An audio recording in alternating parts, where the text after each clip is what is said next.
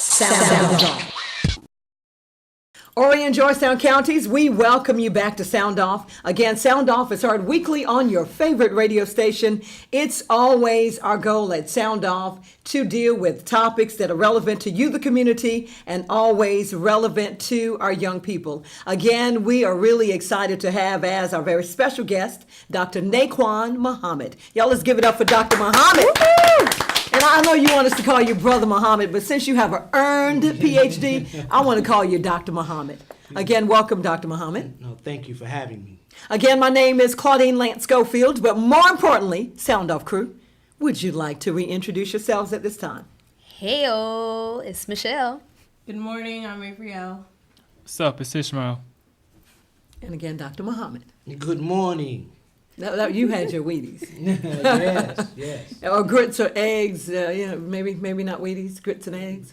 Wheaties, grits, and eggs. You know, I got a 12-year-old in my house. The breakfast table sometimes look like Thanksgiving dinner. We coming to his house after we do Ain't Sound it? Off. We headed over to Dr. Muhammad's house. But, we're really excited. The first segment, I'm telling you, you were kicking some really good knowledge and giving information that is absolutely vital to the community and our young people. Again, what we were talking about is the fact that this is a really exciting weekend. I mean, you're talking about young people. They will be transitioning from high school again to college, or maybe to the military, or maybe workforce. But we said in the first segment, a lot of times we don't have that important conversation about what happens after or what happens when you get there. So I want to piggyback off what you said when we were going into the break. We talked about the fact that as parents, as the community, we have to play a vital role in shaping our young people. And, you hear the quote all the time, kids live what they learn. So let's go back and talk about some of this parenting stuff that has to take place in order for our young people to one day become contributing members of society. Well, we will be at Mount Olive AME Church on Father's Day this year, and we will be talking about the role and duties of a father. Mm-hmm.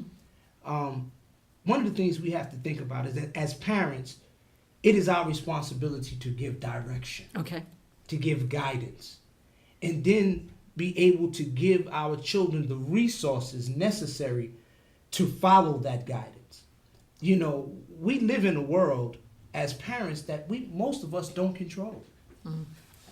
And in preparing a young person to move on, you have to give them the tools Yes. that they can use in order to be able to function in any capacity that they're going to function in. Mm-hmm. They have to have the tools, real life skills. I'm not talking about theology now. Right. I'm not talking about ideology and pretty sounding ideas. Mm-hmm. I'm talking about how do you, if you want to be a gynecologist, how do I give you what you need in order to do that? Right. And understanding that your education is about developing the skills to do the things that you were born to do. Mm-hmm. We're talking about mission now.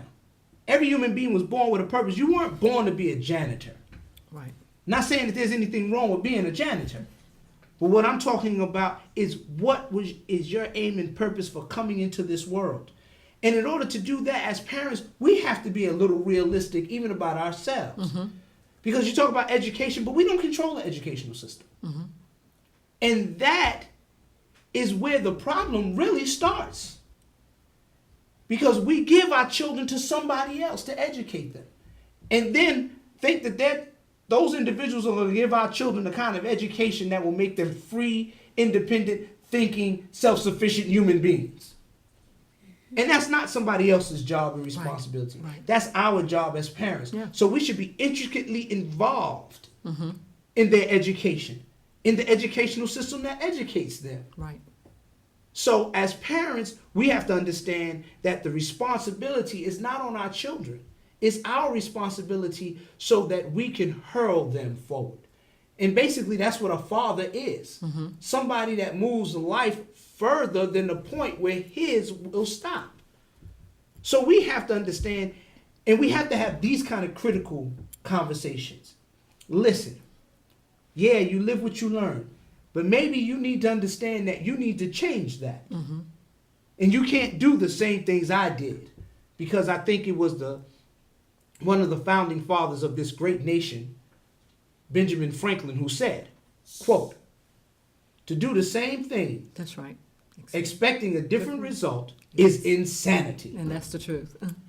So today we have to make sure that our children understand that even if we were insane, that insanity can't be passed to you. And I'm going to do all that I can to make sure you understand that. You got to change some things. Hate to be the bearer of bad news. Stop sending our children to colleges and institutions of higher learning for them to get good jobs. Send them to college to get information that will give them the ability and the fortitude to create jobs and create a world for themselves.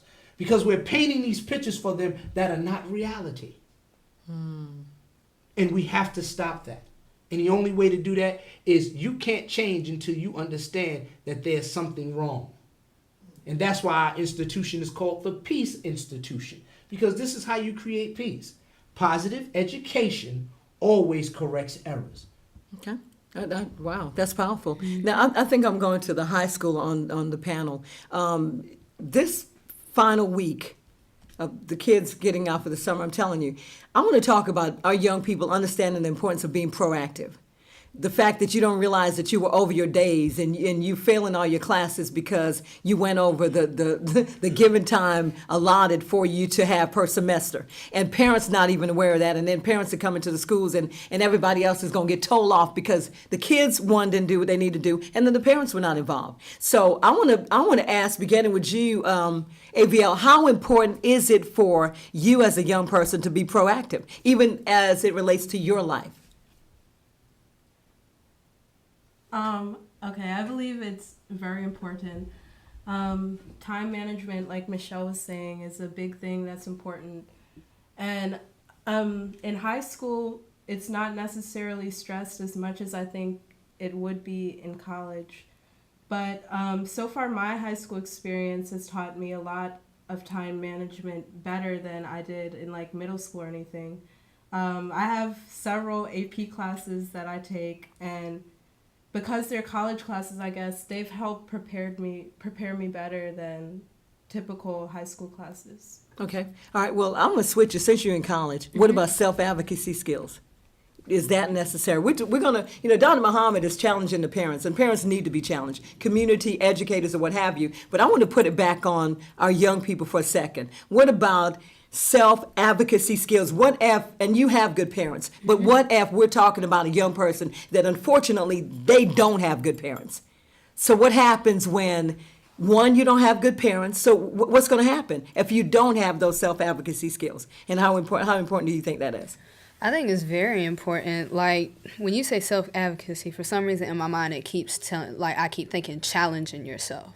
Well, no, just being Right. able to speak for yourself, being able to make Yeah. decisions, not depending on Dr. Muhammad to come to Conway High School and fight your battle because you were keeping up with your assignments, you were keeping up with the days that you were out. Oh, okay. You know, Yeah, that I think. Am I making sense, Dr. Muhammad? Of course. Yeah. Of course. I think that's really important because my mama is not going to go down to Coastal Carolina University and fuss with the dean of communications because I didn't turn in my project on Okay, time. okay. I can't depend on her for that, and I shouldn't depend on her for that because that was my own fault.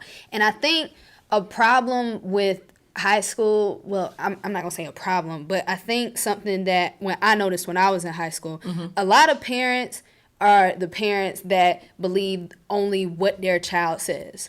Their mama, the teacher could call, the administrator could call, the janitor could call, but that mama is still going to believe that child. And then when your child isn't walking across the stage, you feel some type of way, but your child, you wasn't listening to everybody else around you that was telling you your child is failing, but instead you choose to listen to this child who is saying, they just picking on me, and this and that and that. And they go along babying their child and fighting with the teachers through high school. You can't do that in college. Some people just kick your kids right out. She said they will kick your kids right out. And I think that's another thing that we have to understand, especially when we're talking about our young people going off to college. Right.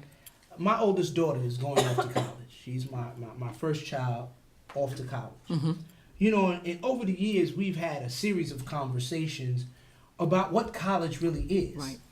You know, and I think she has a better grasp than the average young person because she understands that this is her first investment into a business venture. She's investing in herself because she understands she's the product. And she's investing in herself, but this is money that's going to be spent that she's looking for what? An eventual return. And the return has to be greater than the money she puts out because she wants to get a profit. Makes sense. So she understands that when I make a decision to go to a certain school, what is it that that school has to offer me that when I come out of it, I can utilize to make the money back that I spent on that education? Because this is my money. That's right. And we have to really understand, yes, it is on the parents, but what's on the children? I went to see this Will Smith movie last weekend. Love it. I suggest everybody go see it, you know, especially fathers. Take your son or sons to see that movie.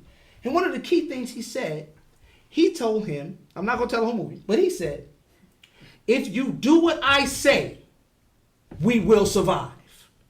If you do not, we will die.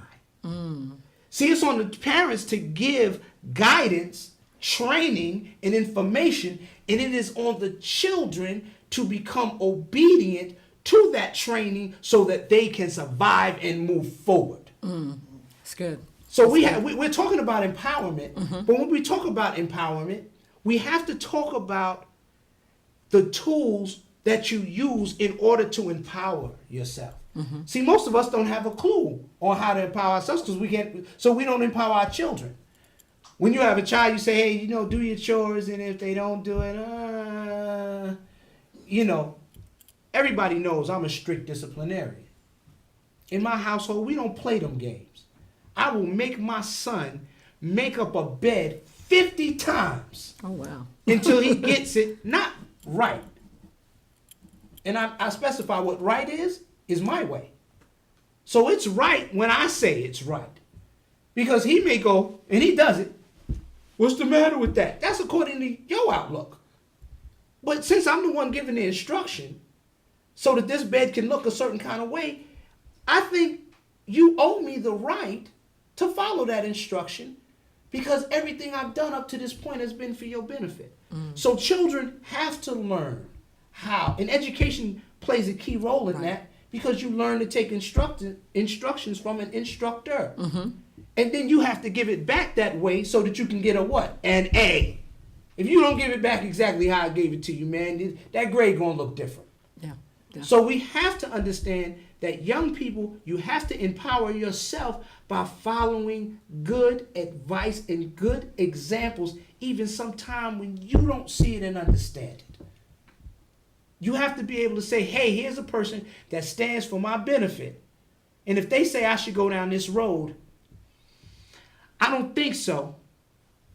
But I have faith in them because of what they've already done for me.